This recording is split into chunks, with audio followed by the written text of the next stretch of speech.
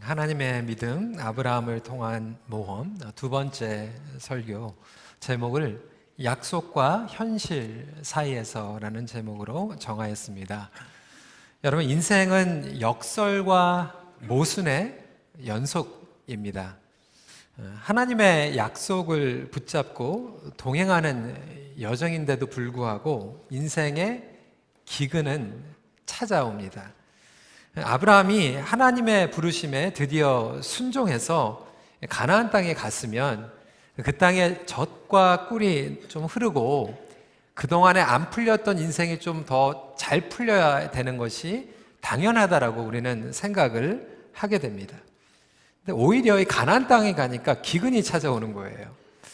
그 전에 말씀을 보면 아브라함이 아버지 집에서 우르와 하란 땅에 있을 때는 기근이 왔다라고 하는 그러한 기록이 없는데 오히려 하나님의 말씀을 따르려고 하니까 인생에 어려움이 찾아오게 되죠. 괜히 가나안 땅으로 온 게 아닌가라는 그러한 질문을 충분히 할 수 있을 것입니다. 여러분 혹시 그런 경험을 해본 적이 없으십니까? 하나님의 말씀을 붙잡고 순종해서 조금 살아보려고 하니까 오히려 인생에 없었던 어려움이 찾아올 때가 있죠. 저희 다운타운에 사역자 한 분도 작년에 오랫동안 고민을 하고 기도를 하다가 목사 안수를 받았어요. 목사 안수를 받고 이제 정말 하나님의 사역을 하겠다고 결심을 했는데 그렇게 안수를 받자마자 부모님들이 편찮으시고 교통사고를 당하고 이러면서 너무나도 어려운 시간들을 통과하고 있는 안타까운 그런 일을 경험하기도 했습니다. 우리 질문 가운데 분명히 하나님의 약속은 확실한데 왜 나의 현실 가운데서는 이러한 어려움이 찾아올까? 오늘 제목의 약속과 현실 사이에서는 사실 Living in the gap between promise and reality라고 하는 이안 두그에드 교수님의 책의 제목을 본따서 정한 것입니다. 이 교수님의 설명에 의하면 우리 인생이 바로 그렇다라고 하는 거예요. 하나님의 약속이 분명히 있는데 우리의 현실을 보면 거기에 너무나도 거리감들을 느끼는 그러한 순간들이 찾아온다라고 하는 것이죠. 이렇듯 인생의 여정은 하나님의 약속과 우리의 현실 사이를 걸어가는 것이다. 뿐만 아니라 하나님의 부르심과 나의 수준에서 오는 거리감도 느끼지 않습니까? 제 자신을 봐도 마찬가지예요. 분명히 하나님께서는 저를 부르시고 저를 통하여서 놀라운 역사를 하신다라고 하는 그 약속을 주셨지만 여전히 저 자신을 보면 너무나도 형편없이 부족하고 미숙한 모습을 보게 되죠. 큰빛교회 목회자로서 제가 더 온전하게 서야 되는데 사실 저의 모습을 보면 부족한 게 너무나도 많이 있어요. 아니, 자식들을 위한 아버지인데도 불구하고 아버지로서 거리감을 너무나도 많이 느끼는 연약함을 보게 되고 남편으로도 그리고 아들로도 마찬가지라고 하는 거죠. 하나님께서 분명히 여러분 가정을 사랑하시고 여러분 가정을 통하여서 역사하신다고 말씀하셨는데 지금 현실을 보면 여러분 배우자가 교회에 나오는 것조차도 원치 않은 이런 어려운 가운데 계시는 분들도 있고 하나님께서 분명히 약속을 주셔서 자식을 소원했는데도 불구하고 자식은 하나님과 너무나도 멀어져 있는 것 같은 현실 가운데 살아가시는 분들이 있을 거예요. 하나님께서 분명히 나에게 직장을 주셨고 우리 청년들에게는 학교를 주셨는데도 불구하고 당장 졸업하면 어떻게 살아가야 될지 현실이 막막한 가운데 살아가시는 분들이 있다라고 하는 것이죠. 여러분, 이것이 우리의 현실이 아닐까요? 그러면 어떠한 자세로 이 현실을 살아가야 될까요? 많은 분들은 그래, 하나님은 비현실적인 분이야, 하나님은 나의 현실에 대해서 상관하지 않는 분이야 라고 하면서 믿음 생활을 포기하려고 하는 분들이 있을지도 모르겠습니다. 사실상 하나님은 비현실적인 분이 아니에요. 그런데 문제는 우리가 제한되어 있는, 리밋되어 있는 나의 현실 감각으로 하나님을 판단하려고 하기 때문에 하나님은 더 이상 현실적인 분이 아니라라고 우리가 결론을 내리는데 문제가 있다라고 하는 것입니다. 그렇다면 하나님은 하나님의 약속과 우리의 현실에 있는 이 거리감을 어떻게 해결하며 나아가시는가 오늘 본문을 통해서 살펴보기를 원합니다. 첫 번째로 우리에게 찾아오는 역경은 믿음의 깊이를 확인해 주는 역할을 한다라고 하는 거예요. 하나님께서는 때로는 우리의 인생의 기근과 어려움을 통하여서 우리의 믿음의 현 주소를 보여준다라고 하는 거죠. 지난주에도 아브라함이 아버지의 집을 떠날 때 무작정 떠나는 것이 중요한 게 아니라 어디에서 떠나는 게 더 중요하다라고 말씀을 드렸습니다. 그냥 leave 하는 게 중요한 게 아니라 we need to know where we are leaving from 이라고 설명을 드렸어요. 이 기근의 현실은 연약한 아브라함의 믿음의 현주소를 보여주고 있죠. 오늘 본문을 한번 보겠습니다. 10절 말씀이죠. 그 땅에 기근이 들었으므로 아브라함이 애굽에 거류하려고 그리로 내려갔으니 이는 그 땅에 기근이 심하였습니다. 기근이 찾아왔을 때 아브라함의 반응은 어떠했습니까? 그는 예배하지 않았어요. 그는 기도하지 않았어요. 물론 성경에 보면 하나님의 음성을 듣고 애굽에 간 경우들이 있습니다. 야곱 같은 경우에 하나님께서 분명히 야곱에게 요셉이 국무총리로 있는 애굽으로 가라고 말씀하셨어요. 그렇지만 많은 경우에 성경의 구약을 보면 애굽으로 내려간 것은 하나님을 의지하기보다 인간의 반응으로 나가는 경우들이 많이 있다라고 하는 것이죠. 우리는 어려움이 찾아올 때 우리의 믿음의 현주소를 알게 되죠. 그러한 역할을 해주고 있습니다. 여러분 복잡한 몰에 가보세요. 이튼세나나 요크데일이나 셜웨이에 처음 가보신 분들은 이 가게를 찾는 게 쉽지가 않아요. 어디로 가야지 베이가 있고 어디를 가야지 뭐 Forever 21이 있고 뭐 이런 것들을 찾는 게 쉽지가 않아요. 심지어는 푸드코트로 가는 것도 어렵습니다. 그러면 어떻게 합니까? 우리는 코너에 가서 그 뭐를 설명해주는 맵을 봅니다. 근데 맵을 보고 어느 가게가 어디 있는지를 파악을 한다고 해도 오른쪽으로 가야 되는 건지 왼쪽으로 가야 되는 건지 몰라요. 그래서 반드시 맵에 꼭 붙어져 있는 스티커가 있는데 그 스티커는 뭐냐면 You are here. 우리가 어디 있는지를 알아야지 그 지도를 봐도 동쪽으로 가야 되는지 서쪽으로 가는지 알 수가 있다라고 하는 거죠. 하나님께서는 분명히 우리에게 인도를 해주시는데 그 인생의 여정은 데스티네이션은 장소가 아니라 하나님이라고 말씀드렸습니다. 하나님을 향하여 가고 하나님을 향하여 온전한 믿음으로 성장하고 성숙하는 것이 우리의 데스티네이션이에요. 그렇다면 우리가 지금 어떠한 믿음의 상태에 있는지 그 현 주소도 알아야 한다라고 하는 것이죠. 그러면 아브라함의 믿음의 현 주소는 어떠했나요? 첫 번째로 짐작과 걱정을 앞당기는 믿음의 사람이었어요. 11절 12절 말씀 같이 읽도록 하겠습니다. 시작. 그가 애굽에 가까이 이르렀을 때에 애굽 사람이 그대를 볼 때에 이르기를 이는 그의 아내라 하여 나는 죽이고 그대는 살리리니. 여러분 한번 질문해 보시기 바랍니다. 지금 아브라함이 지금 11절 12절에서 애굽에 도착했습니까? 도착하지 않았습니까? 아직 안 했어요. 지금 그래서 가까이 이르렀을 때에 라고 얘기하고 있고 바로를 만났습니까? 만나지 않았습니까? 아직 안 만났어요. 그런데 바로를 만나게 되면 계속해서 지금 앞당겨서 짐작하고 앞당겨서 걱정하고 있는 거예요. 여러분 빌려오는 거에는 모든 게 이자가 붙습니다.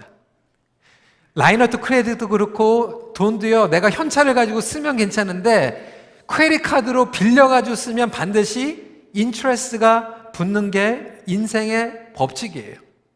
마찬가지로 걱정도 생겼을 때 하는 걱정이 있고 생기기 전에 하는 걱정이 있는데 생기기 전에 앞당겨서 걱정을 빌려서 하는 사람들은 그 걱정에 이자가 붙습니다.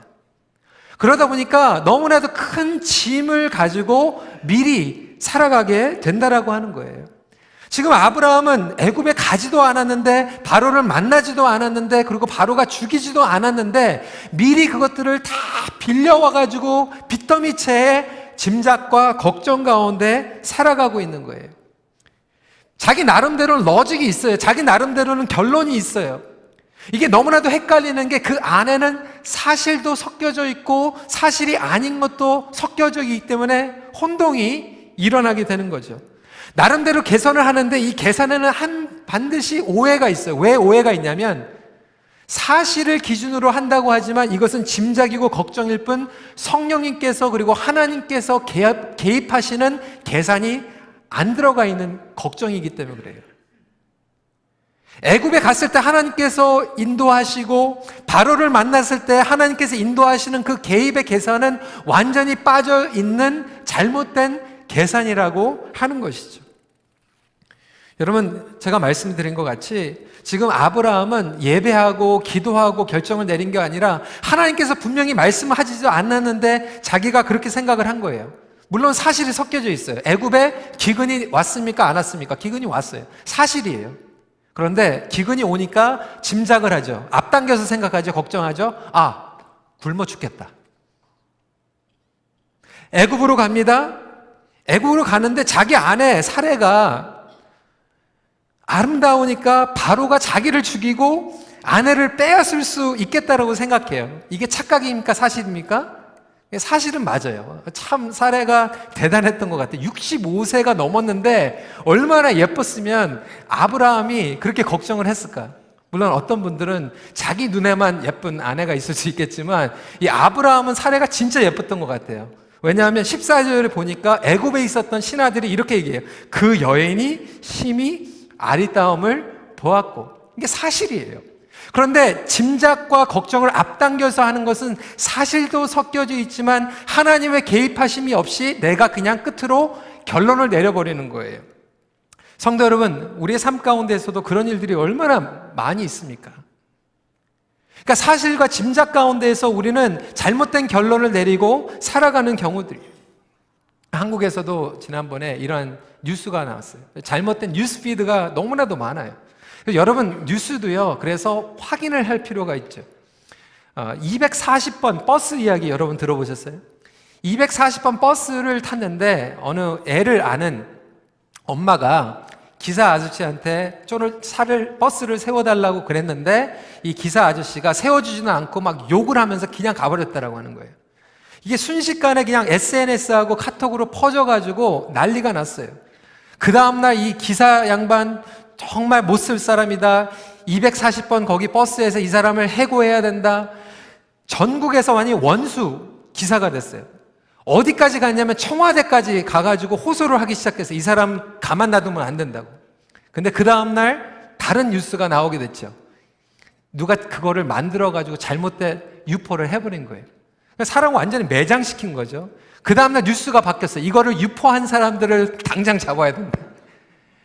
여러분, 우리는 어떠한 사실이라고 할 때 그 사실을 확인하지 않고 거기까지 가보지 않고 우리는 너무나도 쉽게 하나님의 말씀에 떠난 나의 짐작과 걱정을 앞당겨서 결론을 내릴 때가 많이 있다라고 하는 거죠.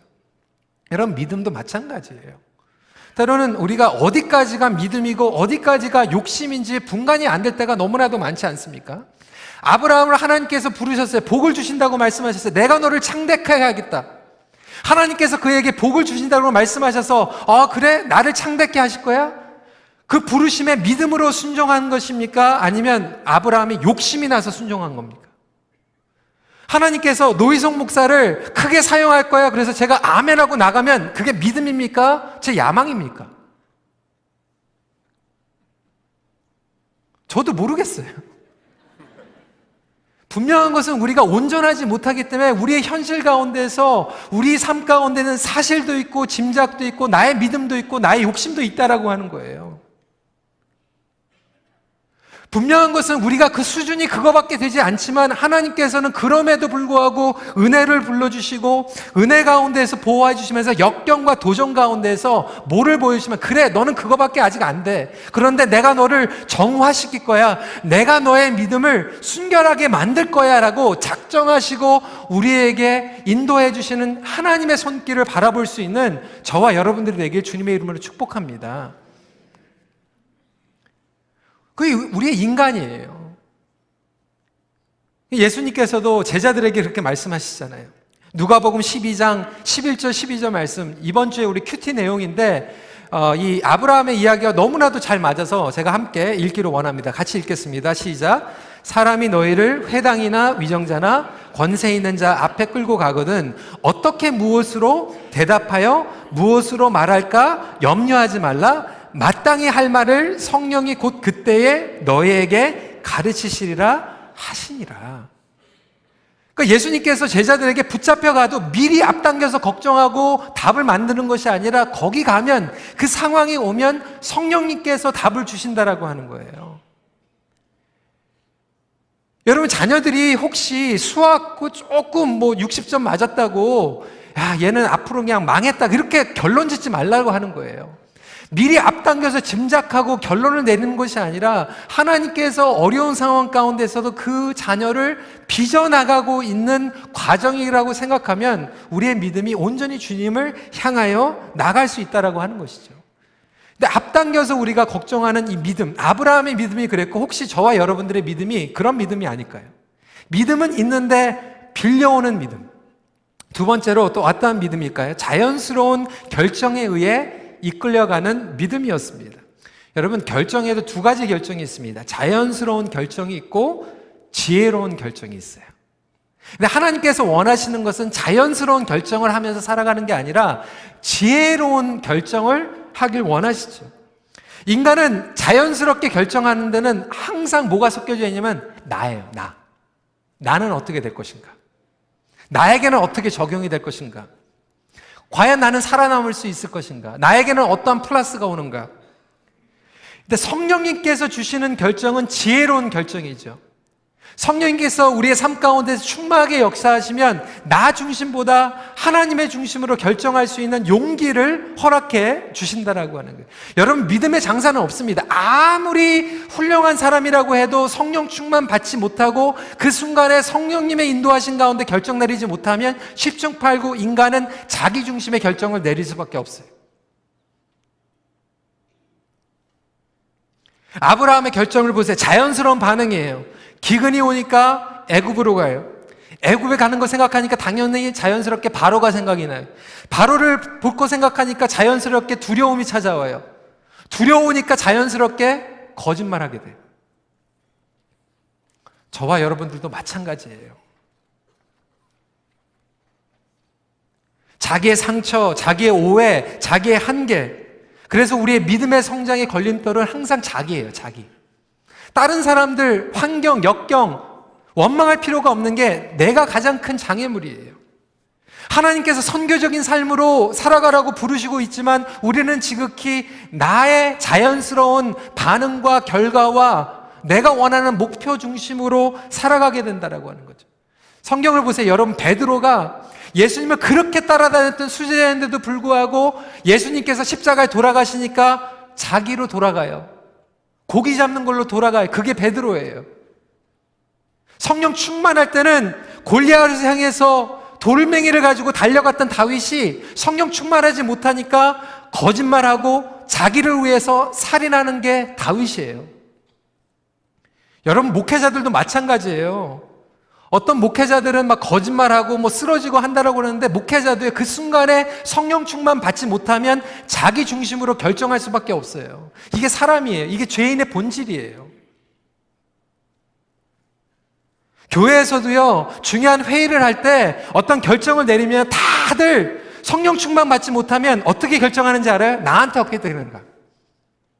나에게 이게 어떻게 해당이 되는가? 나에게 잘 해당이 되면 좋은 결정이고 나에게 좀 손해보는 것 같으면 나쁜 결정같이 여겨지는 거예요. 참, 이게 우리 다 인간이 다 그래요.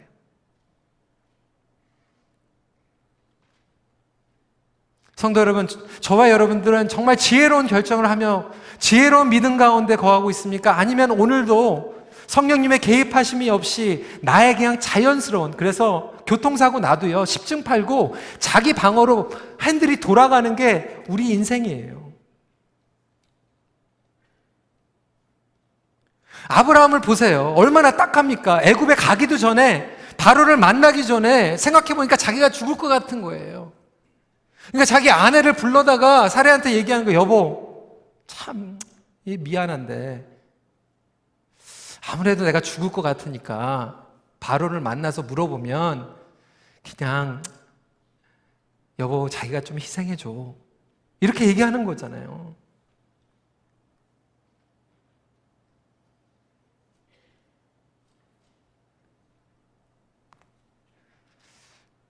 예전에 참 아브라함을 보면서 참 어떻게 이런 남자가 있을까 이런 생각을 했어요. 그러면서 저는 그런 생각도 했어요. 사라가 참 대단하다. 자기 남편이 불러가지고 그렇게 얘기한다고 해가지고 여러분 어떻게 하실 것 같아요? 아, 사라가 참 우리 남편이 참 무서워하는구나. 참 두려워하는구나. 그래, 내가 참 나의 남편을 살리기 위해서 그냥 바로랑 결혼을 해야 되겠다. 이렇게 결정을 한 주만 저는 알았어요. 근데 이번 주에 이 말씀을 계속 다시 한번 읽어보면서 이런 생각이 들더라고요. 사라가 희생을 하려고 바로랑 결혼을 하려고 한 것 같지는 않은 것 같아요. 믿거나 말거나.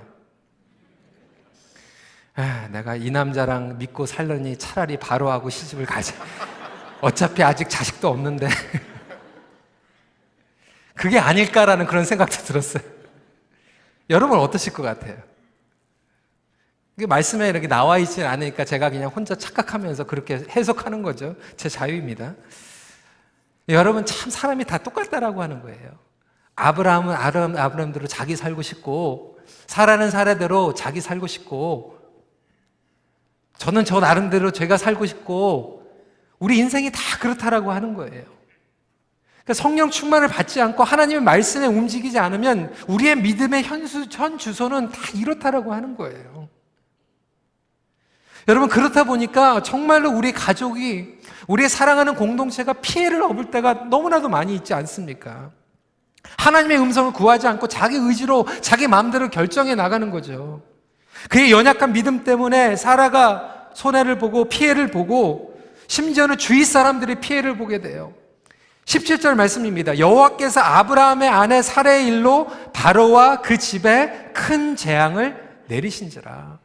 우리가 선교적 삶을 살아감으로써 정말 다른 사람들에게 하나님의 축복을 유통시켜야 되는데 내 중심으로 나만 생각하며 살아가다 보니까 나도 연약한 믿음 가지고 살아가지만 나 때문에 나의 가족과 나의 자식과 그리고 나의 사업처와 내가 만나는 사람들이 피해를 볼 때도 있다라고 하는 것이죠. 성도 여러분, 여러분들의 믿음은 과연 어떠합니까? 혹시 성령님께서 이끄시는 지혜로운 믿음보다 지극히 아직도 자연스러운 결정만 하면서 나의 욕심만 채우는 그런 믿음 생활을 하고 있지는 않습니까? 아브라함은 예배의 자리를 떠나 있고 여호와의 이름을 부르지도 않았고 너무나도 인간적으로 애굽 땅까지 내려가고만 있었다라고 하는 것이죠. 이 기근을 통하여 역경을 통하여서 저와 여러분들의 믿음의 수준을 다시 한번 살펴보는 시간이 되길 하나님께서는 원하신다라고 하는 것이죠. 여러분 중요한 것은요, 두 번째 포인트입니다. 그럼에도 불구하고 우리의 믿음을 키우는 것은 우리 자신이 아니라 하나님이시다라고 하는 거예요. 하나님의 약속과 우리 현실 가운데에서 이 괴리감이 있어요. 거리감이 있어요. 그런데 복음은 우리에게 무엇을 말씀하고 있냐면, 그래, 그 거리감이 있고 그 차이가 있는데 우리가 우리의 의로 그 거리감을 채우는 것이 아니라 하나님께서 그 거리감을 채워 나간다라고 하는 진리의 복음인 줄 믿으시기 바랍니다. 하나님은 우리의 믿음의 수준을 아세요. 그리고 하나님께서 그것을 메꾸어 가세요. 아브라함의 수준은 그거밖에 되지 않았어요. 우리는 아브라함을 생각하면 이삭을 바칠 정도로 대단한 믿음을 가진 자라고 생각할 수 있어요. 박영선 목사님이 하나님의 열심이라고 하는 책을 보면 그렇게 설명하고 있어요. 믿음의 조상 아브라함이라고 얘기하고 있지만 아브라함이 이삭을 바치는 그 믿음의 정도까지 가기 전까지 그의 믿음은 있기는 있었지만 아직 수준이 낮았다라고 하는 거예요. 형편없는 믿음이었다라고 하는 거예요. 믿음이 있었습니까? 없었습니까? 있었어요. 그런데 연약한 믿음이었어요. 아직 부족한 믿음이었고 미숙한 믿음이었어요. 근데 하나님은 인생의 역경과 기근을 통하여서 아브라함의 이 부족한 믿음을 메꾸어 나가기 시작하신다라고 하는 거예요. 바로 하나님께서 저와 여러분들에게 하시는 하나님의 결심이라고 하는 것이에요. 하나님의 믿음이라고 하는 거예요. 그래, 네가 그거밖에 되지 않지만 내가 너의 믿음을 메꾸어 나가겠다. 내가 너의 삶을 통하여서 나의 영광을 보이겠다라고 말씀하시는 음성을 들으시길 주님의 이름으로 축원합니다. 그러니까 저와 여러분들도 마찬가지예요. 사람들에게 너무 기대하지 마세요. 저에게도 기대하지 마세요. 여러분, 왜냐하면 제 삶 가운데에서도 하나님의 약속과 나의 현실 가운데 거리감이 있어요. 저는 예전에 젊은 청소년 사역자에 있을 때는 그것을 보면서 야, 저 사람 이중인격자다, 히포크리시다, 저는 그렇게 생각했어요.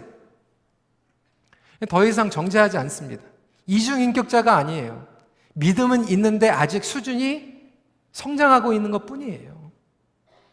여러분, 저도 마찬가지예요. 저는 10년 후에, 20년 후에 더 성장하기를 바라면서 나가고 있는 것 뿐이에요. 여러분들의 자녀와 여러분들의 가정에 있는, 그리고 교회 지도자들도 마찬가지예요. 우리는 수준이 그거밖에 되지 않지만 하나님께서는 우리의 여정을 통하여서, 우리에게 이러한 기회들을 통하여서 메꾸어 나가고 있는 과정이라고 하는 것이죠. 다른 종교들은 그 거리감을 우리 스스로 메꾸라고 얘기하고 있는데, 복음은 그 거리감을 하나님께서 메꾸어 주신다라고 하는 거예요. 그래서 복음의 능력이에요. 그래서 복음의 은혜인 거예요. 분명한 것은 그럼에도 불구하고 하나님의 자녀들을 하나님의 손길은 보호하고 있음을 믿으시기 바랍니다. 그 과정 가운데서도 하나님께서 우리를 보호해 주세요. 여러분, 아브라함이 거짓말했어요. 사기꾼이에요. 자기 아내를 넘겼어요. 근데 하나님께서는 사라를 보호하셨어요. 인간의 연약함조차도 하나님의 사랑에서 끊을 수 없다라고 하는 거예요. 하나님 절대로 손해보지 않으세요. 여러분, 한번 생각해 보세요. 이거 애굽에서 우리 현실의 관점으로 보면 이거는 완전히 대사기극이에요. It's a scam. 누가 거짓말했습니까? 아브라함이 거짓말했어요. 누가 동조했어요? 사라가 동조했어요. 근데 아브라함은요, 거짓말하고요, 낙타도 얻죠, 양도 얻죠, 재산이 불렸어요. 누가 당한 거예요? 바로가 당했어요. 바로는 당했는데 하나님의 사람이 와가지고 오누이라고 얘기해가지고 그거 믿고 사라를 자기 집으로 결혼하려고 했는데 재앙은 누구한테 내려요? 바로한테 내려요. 이거 unfair한 거 아닙니까? 이거 대사기가 아니에요? 나중에 가는데 아브라함은 그대로 재산 가지고 나와요. 이거 괜찮은 사기 아닙니까? 여러분, 우리 현실을 보면 이런 일들이 너무나도 많이 나오지 않아요? 오히려 정직한 사람들은 손해보는 것 같고, 거짓말 쳤는데 막 늘어나는 것 같고, 현실을 보면서 하나님의 약속을 보는 것 같으니까 이게 하나님이 불공평한 것 같아요. 근데 분명한 것은 여러분, 이게 순서 차이라고 하는 거예요. 우리가 하나님의 약속을 바라보면서 현실을 바라볼 것인가, 현실을 보면서 하나님의 약속을 바라볼 것인가. 이 순서 차이가 엄청난 차이입니다. 어떤 우스갯소리를 들었는데요. 여러분, 당황과 황당의 차이를 들어보셨어요? 당황과 황당의 차이. 어느 분이 이렇게 설명을 하더라고요. 당황과 황당의 차이. 어느 여자분이 공원에 산책을 나갔어요, 혼자서. 근데 갑자기 산책을 하고 있는데 갑자기 일을 봐야 되는 거예요. 급한 일이. 근데 그것도 넘버 1이 아니라 넘버 2를 봐야 되는 거예요. 너무나도 급한데 보니까 화장실이 없는 거예요. 이제 뭐 어떻게 할 수가 있는 방법이 없죠. 근데 너무나도 감사하게 여기 큰 트럭이 있는 거예요. 큰 트럭이. 자기를 감출 수 있는 큰 트럭이 있어가지고 그 트럭 뒤에 가가지고 이렇게 앉아가지고 이렇게 넘버 2를 이렇게 보고 있는데, 당황은 뭐냐면 그 트럭이 일을 보고 있는데 갑자기 움직이는 게 당황이에요. 얼마나 당황이 되겠어요. 그럼 황당은 뭐냐? 그 뒤에서 일을 보고 있는데 트럭이 후진을 할 때 이게 황당이라고 얘기해요. 이 방향 차이라고 그래요. 순서 차이라고 하는 거죠. 근데 여러분, 인생에서도 참 어려운 일이 오는데 이게 당황이 될 때가, 황당이 될 때가 있는데, 뭐냐면 하나님의 약속을 통해서 현실을 보려고 하면 어려워도 그게 make sense가 되는데, 어려운 현실 가운데서 그 렌즈로 하나님을 자꾸 꾸겨가지고 해석하려고 보니까 하나님은 불공평한 하나님이 된다라고 하는 거예요. 오늘 이 애굽에서 일어나는 대사기극 같지만, 여러분, 이 말씀을 보면요, 박영성 목사님께서 포인트하는 게 뭐냐면, 여기에서 바로가 하나님을 경외하게 되고 바로가 회개하게 되는 놀라운 역사가 일어나게 된다는 거예요. 그러니까 하나님은 손해보시는 하나님이 아니에요. 아브라함은 실패했어요. 하나님께서 아브라함을 칭찬하신 게 아니에요.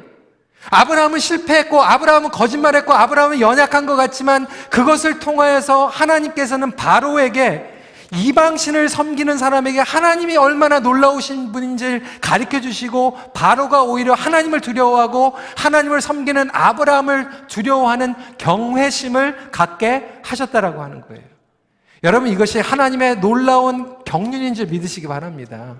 그래서 하나님은 손해보시는 분이 아니에요. 우리는 인간적인 현실의 렌즈로 자꾸 아브라함은 거짓말했는데 재산이 늘어났고 바로는 정직했는데 막 재앙이 내리고 이렇게 생각하지만 하나님은 하나님을 통해서 인식할 수 있는 거예요. 하나님은 하나님의 말씀으로 이해할 수 있는 거예요.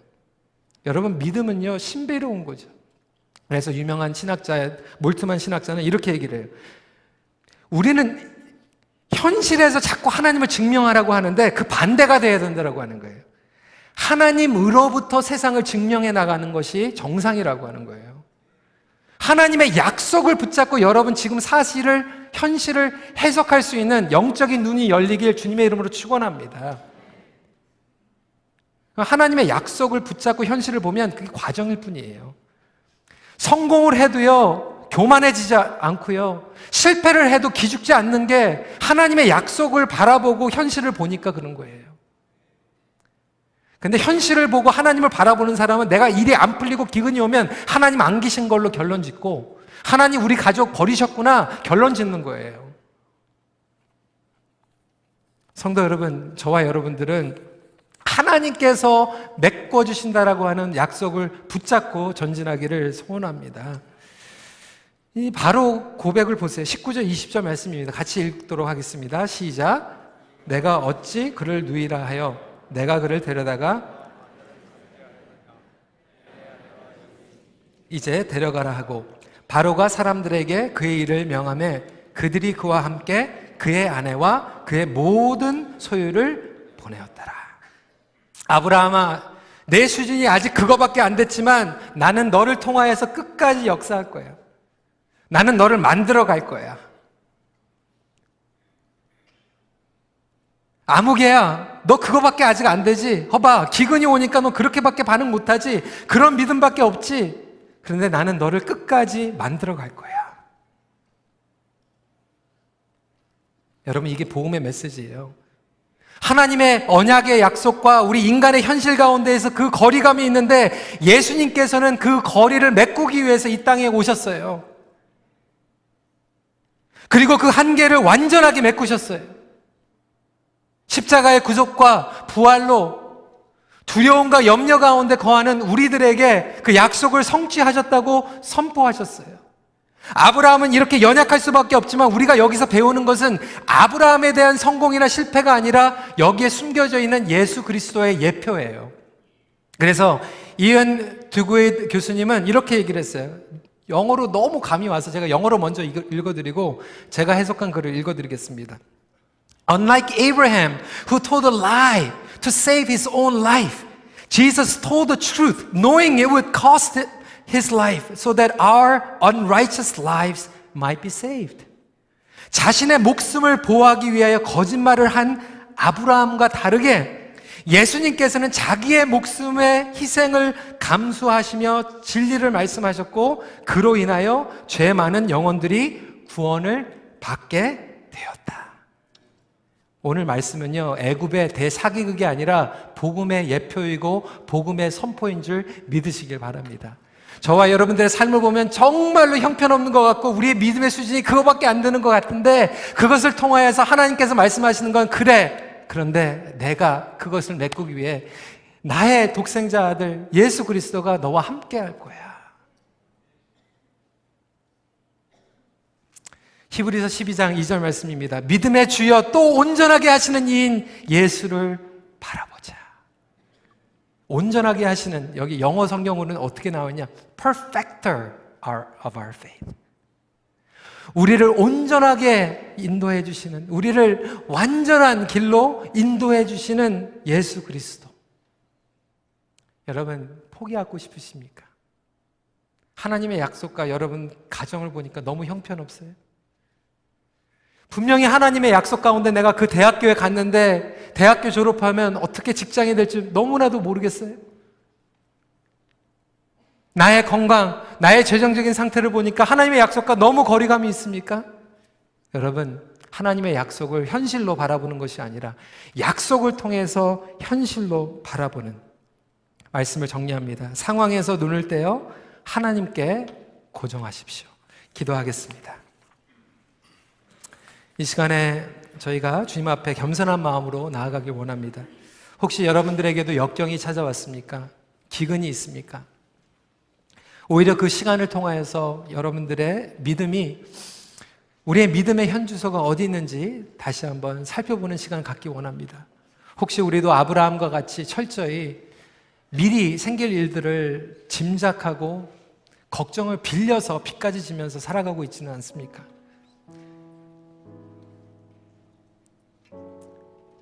하나님 중심, 말씀 중심, 성령님의 인도하심의 중심에 살아가는 것이 아니라 아직도 내가 내리는 결정들과 반응들은 지극히 나를 위한, 나를 보호하기 위한 나 자신, 내려갈 대로 내려가서 애국까지 내려가는 그러한 믿음.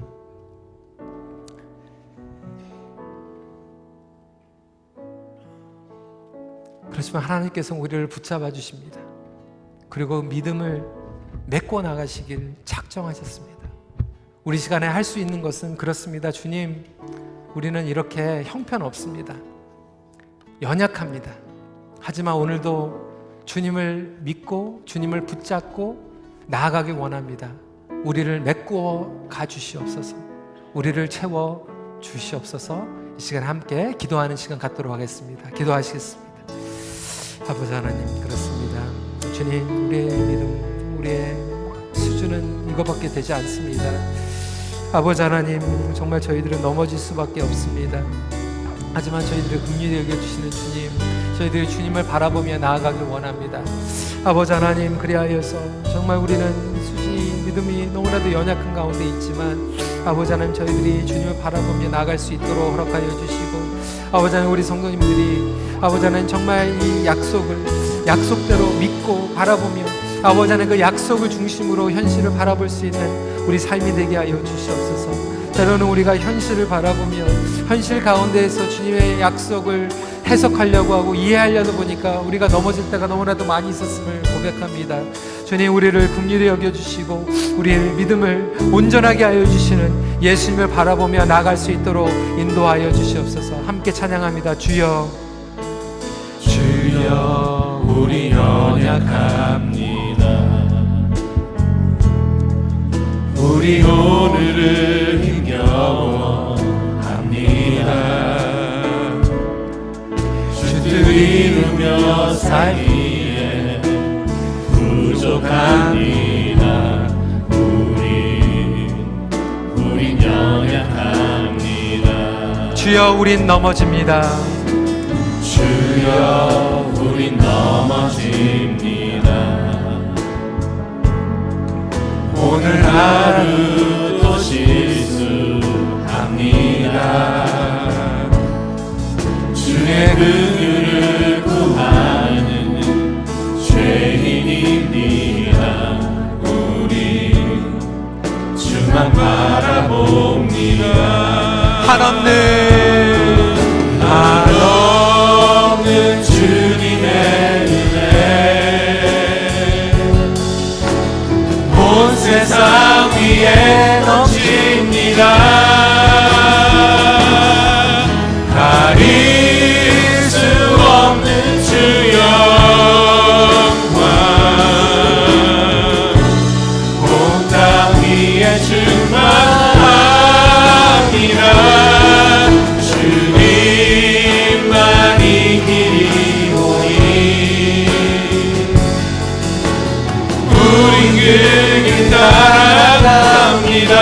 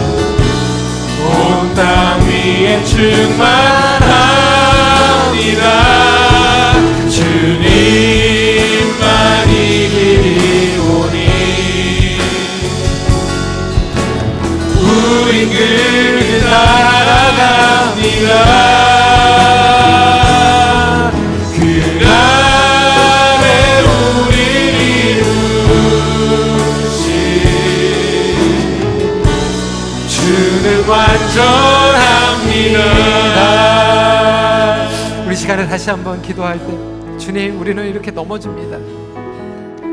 나의 가정을 보고 정말 우리가 가정에서 반응할 때도, 우리가 사람들을 만나서 반응할 때도 참 형편없이 넘어지고 연약하고 실수할 때가 너무나도 많이 있습니다. 하나님, 그것을 내 자신이 앞당겨서 메꾸려도 하다 보니까 오히려 더 실수투성이고 잘못되는 것들이 너무나도 많이 있습니다. 오 주님, 주님의 은혜로 채워주시옵소서. 주님, 우리에게 긍휼을 베풀어 주시옵소서. 주님, 우리를 메꾸어 주시옵소서. 우리의 연약한 현실과 우리의 부분들을 주님 앞에 올려드리며 주님, 우리를 긍휼로 채워주시옵소서. 다시 한번 우리 봉헌기도 나오실 때까지 같이 한번 기도하는 시간 갖도록 하겠습니다.